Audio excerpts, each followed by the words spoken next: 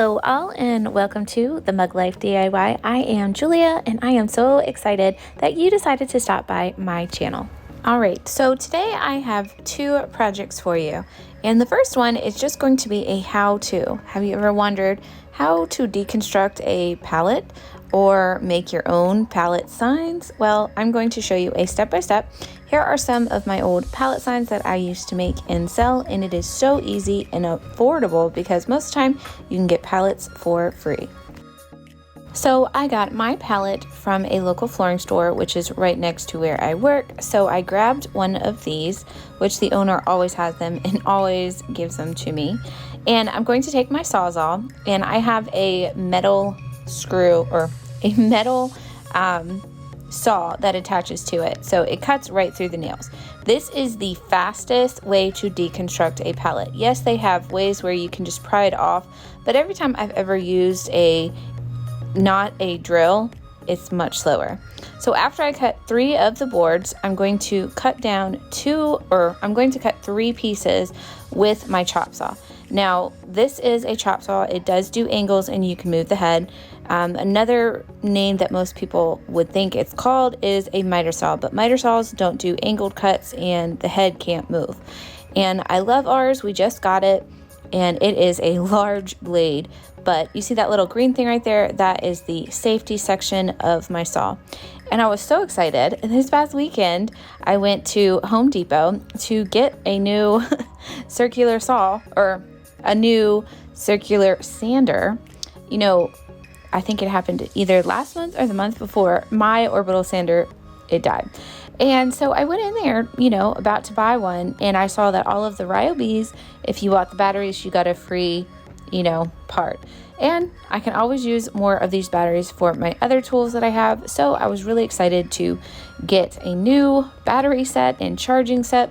The only difference was this one, it is, I believe, a fairly new one. It's an 18-volt lithium battery, and I just thought that was kind of different compared to my other batteries.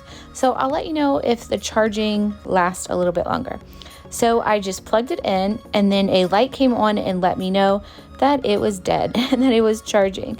And I'm going to wait till it stops beeping at me and has a full charge.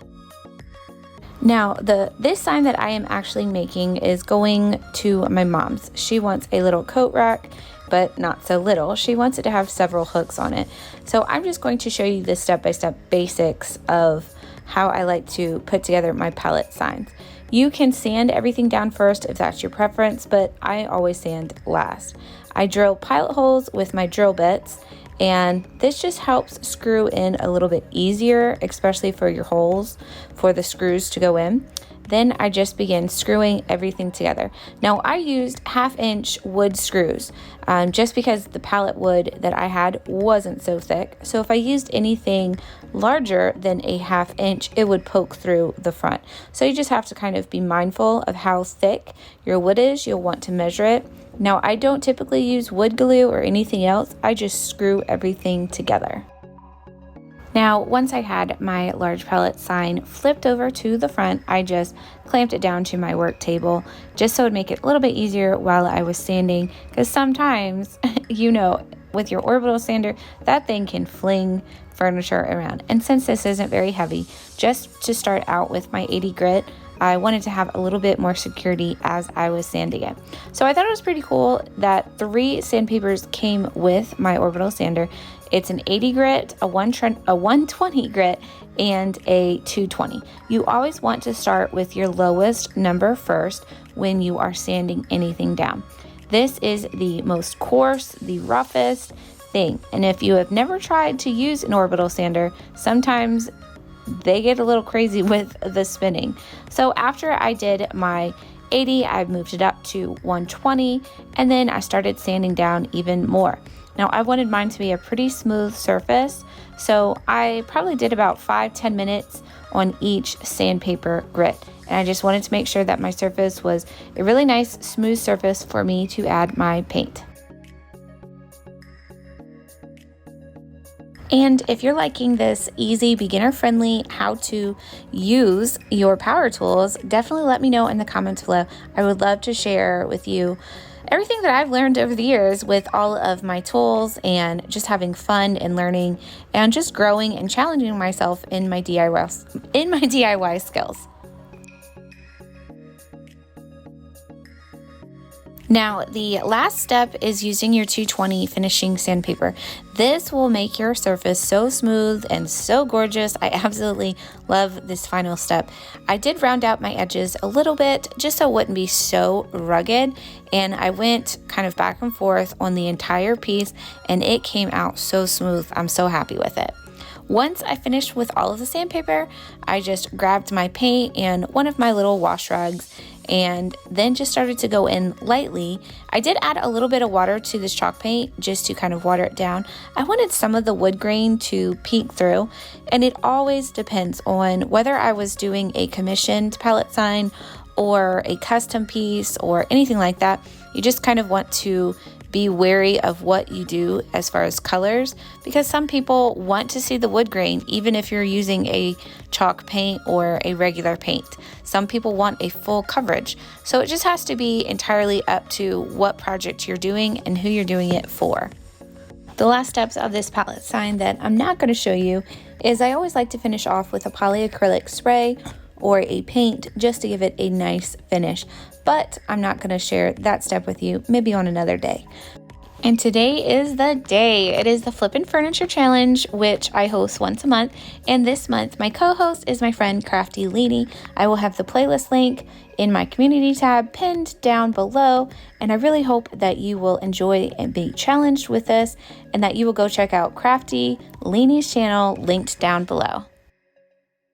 All right, now project 2 was a dumpster find. My neighbor was moving out and didn't want it, and it was definitely, it had some chips and some bangs, and it had some dowels off to the side, but 2 of them were broken off. So I had already pulled those off before I brought it inside, but I definitely wanted to mute down this color just for my living room decor.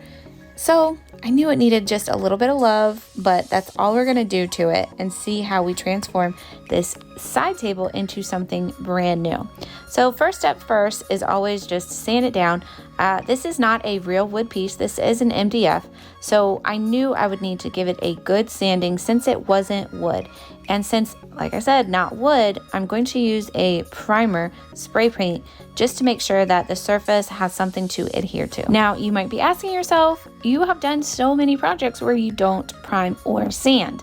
This is an MDF substance, and it has almost like a plastic sheen and paint on it. So I knew that if I wanted this piece to last and to have a good surface, man, I am stumbling today, guys, that I would have to sand everything down. I just cleaned everything up. Then I drilled out the little handle, and I save it because I know I can use this for something else. Then I was recommended this primer. So this is the first time I am trying this Rust-Oleum primer. It is in a flat white, and I prime everything inside, top, bottom, sides, everywhere in between.